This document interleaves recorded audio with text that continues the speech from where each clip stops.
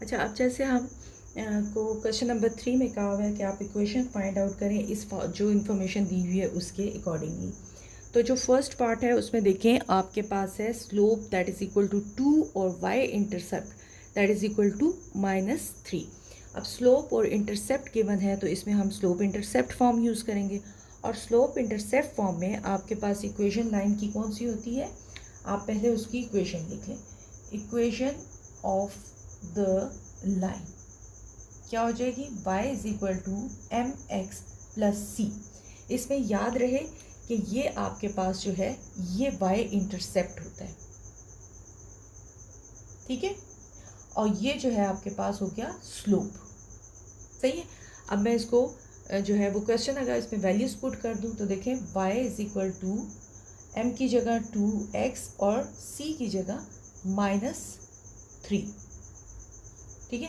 अब इसको कैलकुलेट किया 2x - 3 y is equal to ये, और इसको फर्दर हम अरेंज करें इक्वेशन की फॉर्म में तो 2x take this value on the other side -y and -3 that is equal to 0। तो ये आपके पास इसकी इक्वेशन बन गई।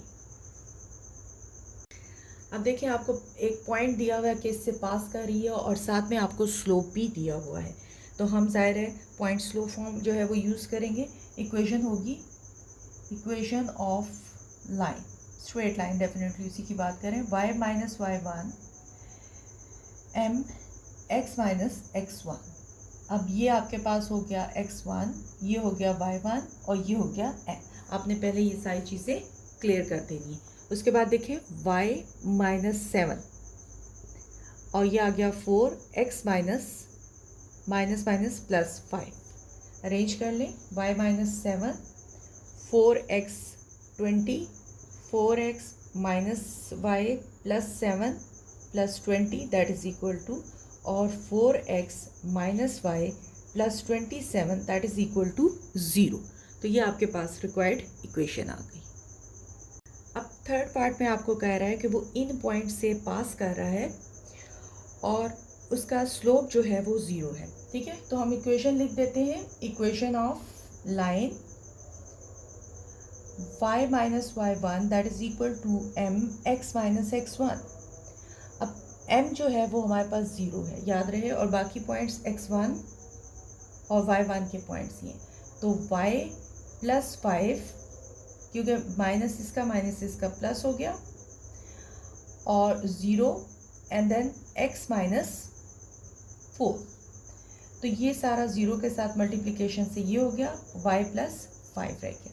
तो यही आपके पास इसका रिक्वायर्ड है। अच्छा, यहाँ पे आपको कह रहा है कि अनडिफाइंड स्लोप। अनडिफाइंड का मतलब है 1/0, ठीक है। तो अब आपके पास स्लोप जो है वो 1/0 हो गया।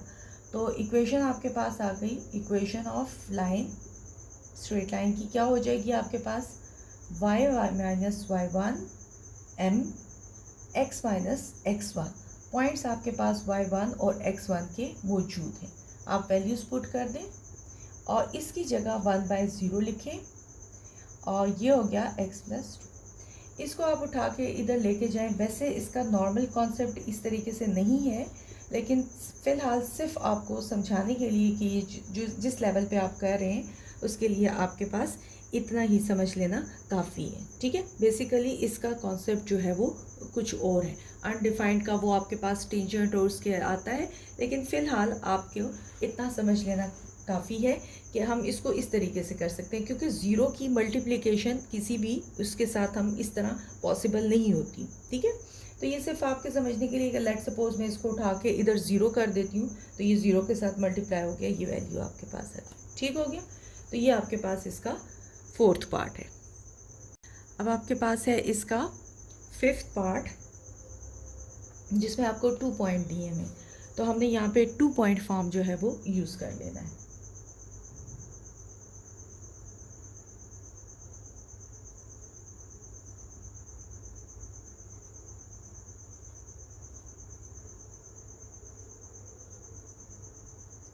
ये आपके पास फॉर्मूला हो गया। अब वैल्यूज़ इसमें पुट कर देते हैं, तो ये हो जाएगा -4 -1 एंड 2 प्लस 6 एक्स माइनस बल्कि प्लस 6 हो जाएगा। ठीक है, अब इसको हमने कैलकुलेट कर लेना है। -5/8 आ जाएगा और x प्लस 6 आ जाएगा। फर्दर इसकी कैलकुलेशन करके इक्वेशन अरेंज कर लें।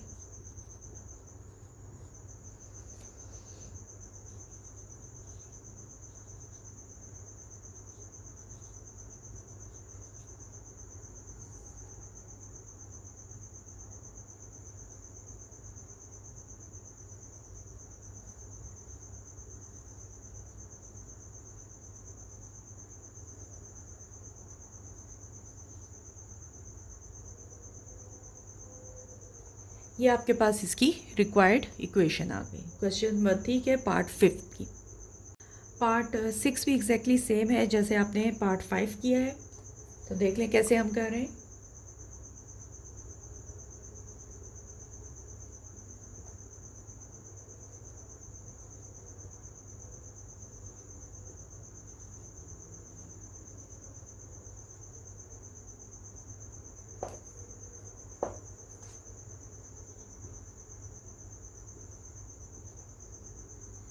वैल्यू सब्स्टिट्यूट कर दें।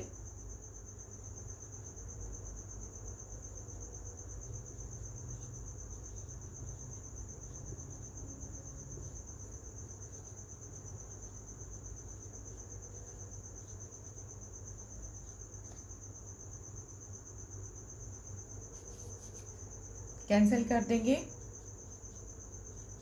4/3 x माइनस 2 मल्टीप्लाई कर दें 3 के साथ।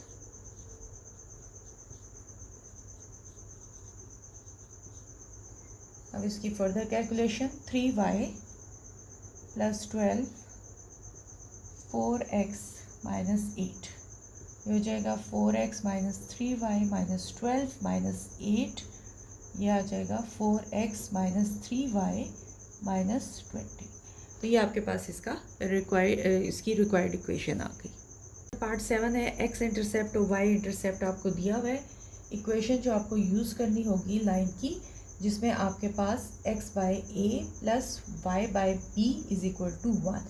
x की जगह ये आपके पास इंटरसेप्ट की जगह y की जगह ये, तो -6 हो जाएगा एंड प्लस y बाई 5 हो जाएगा। ये माइनस का साइन मैं ऊपर वाली वैल्यू के साथ ले लेती हूँ, तो ये 6 आ जाएगा और ये हो गया। अब इसका एलसीएम लेके हम इसको कैलकुलेट कर लेते हैं। ये आ जाएगा -5x 6y और 30 को मैंने उधर कर दिया। अरेंज कर ले तो ये हो जाएगा 5x माइनस 6y और माइनस का साइन मैंने यहाँ पे दे दिया, जो कि 5x minus 6y plus 30 that is equal to 0।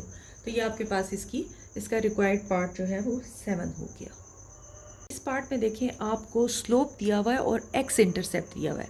अगर y इंटरसेप्ट दिया होता तो हम y is equal to M X plus C वाली इक्वेशन पुट कर देते। तो अब हमारे पास इक्वेशन ऑफ लाइन जो है वो कौन सी होनी है, ये देखें m है, और अगर मैं इन पॉइंट्स को x इंटरसेप्ट के पॉइंट्स को 11 और 0 करके यानी पॉइंट बना के लिख लूँ तो मेरे पास इक्वेशन जो है इसकी बन जाएगी y minus y 1 m x minus x 1। ठीक हो गया। पॉइंट्स पुट कर दें, ये हो गया 0, इसकी जगह -1 और यहाँ पे आ गया आपके पास x माइनस 11।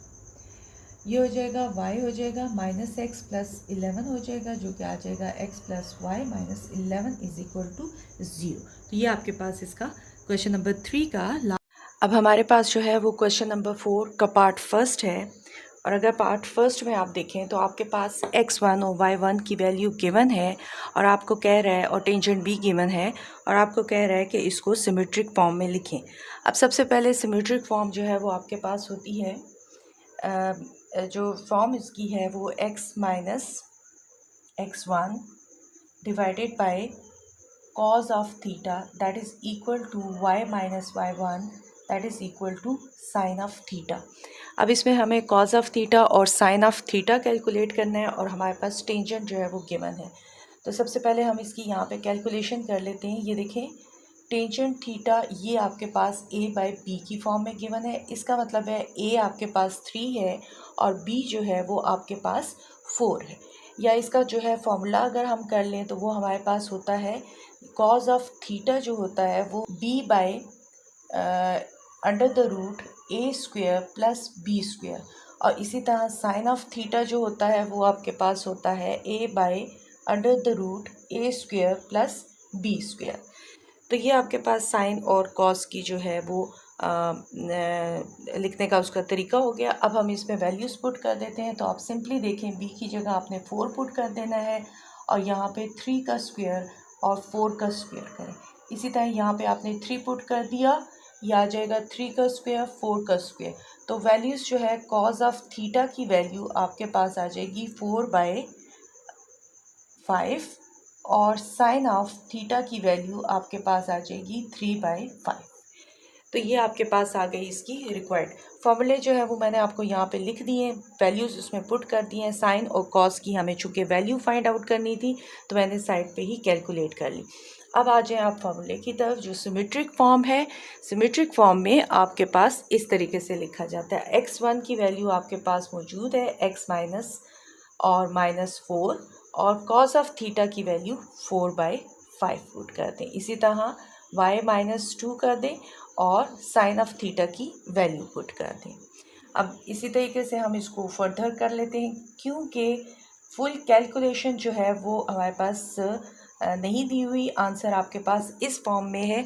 अगर आप इसको मज़ीद कैलकुलेट करके इक्वेशन की फॉर्म में बनाना चाहते हो तो वो भी आप कर सकते हैं। आप क्रॉस मल्टीप्लाई करके इसको सिंपली सॉल्व कर लें। तो ये इसका हो गया फर्स्ट पार्ट।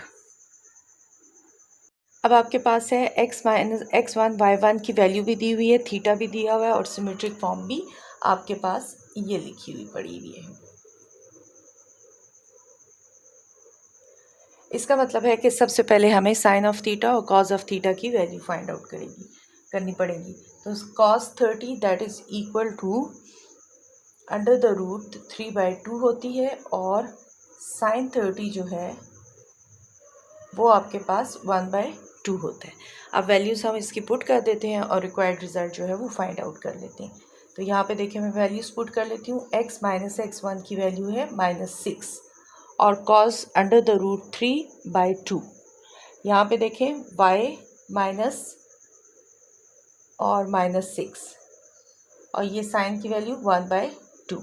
तो अब इसको हम थोड़ा सा अरेंज करके लिखते हैं। तो ये हमारे पास इसका फाइनल रिज़ल्ट है। ठीक हो गया। तो ये आपके पास इसका रिक्वायर्ड रिज़ल्ट हो गया। और अगर आप इनकी वैल्यूज़ कैलकुलेट ना भी करें तो जस्ट आप ये भी कर सकते हैं, जैसे उन्होंने आंसर चूँकि इस फॉर्म में दिया हुआ है तो आप सिर्फ इसके नीचे लिख दें कॉज ऑफ 30 और इस y+6 कर दें तो ये आपके पास आ जाएगा साइन ऑफ 30। लेकिन अगर फर्दर कैलकुलेशन मांगी है तो वो आपके पास ये कैलकुलेशन इसकी पड़ी हुई है।